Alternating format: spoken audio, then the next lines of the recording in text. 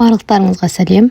Неге түнгі 3-те келін түсірдік? Сол туралы осы видеода айтамын. Осыдан 3 күн бұрын Астана қаласына барып, келінге сырға салып, ұзатуға қатыстық. Бізден 14 адам құдалар делегациясы болып барды. Барлығын өткізіп болғаннан кейін кешкі ұшақпен кешкі сағат 7-де Орал қаласында болуымыз керек болатын.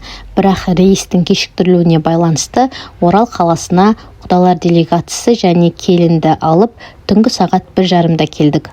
Түнгі жолдан шаршап машинада келе жатырған кезде күйеуім айтады: "Біз қазір келін үйге алғаш рет кірейін деп жатыр, басына орамал тағып, шашу шашып, бір ырымын жасамаймыз ба?" деді.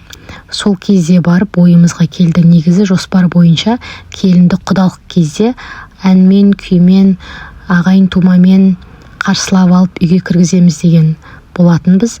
Бірақ түнде қалаға келуімізге байланысты үйге просто так кірмесін деп осылай кішігірім орамалын тағып, түн болса да көршілердің барлығын оятып, шашуымызды шашып, үйге кіргіздік. Ең қызығы, біз аэропорттан келе жатырған кезде қайта-қайта дүкендерге соқтық, себебі үйде ешкім жоқ, үйде конфет бар жоғын да білмейміз. Шашуға арналған конфет болсын, әрі келін кіргеннен кейін енді құдалар делегациясы бар, олардың барлығына шай тамақ беру керек. Сол үшін енем дүкенге соғып, тамақтар алып, әрі енем өзінің сестренкісіне ыстық тамақ пісіріп қоюын өтінген екен.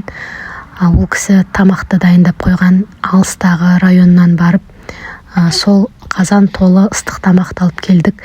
Себебі келін түскеннен кейін үйдегі қонақтар бар, барлығына шай тамақ беру керек. Және келін түскеннен кейін таңғы сағат 5-ке дейін тамақ ішіп, шай ішіп, бата алып, тілектерімізді айтып, сөйтіп мәз майрам болып біршама көңіліміз көтеріліп, ұйқымыз ашылды. Арасында үзік-үзік етіп, әрине құдалықтың, тойдың видеоларын міндетті түрде салатын боламын. Негізі мына ютубқа біреудің өлеңімен салсаң авторлық право болады екен. Сол үшін де кейбір видеоларды арнайлап монтаждап жасауым керек. Қай уақытта монтаждаймын, сол уақытта құдалық пен тойдың видеосын міндетті түрде саламын. Ал егер осы видеоларым ұнаған болса, лайк басып, комментарий жазып, колокольчик басып, мені қолдап қойыңыздар.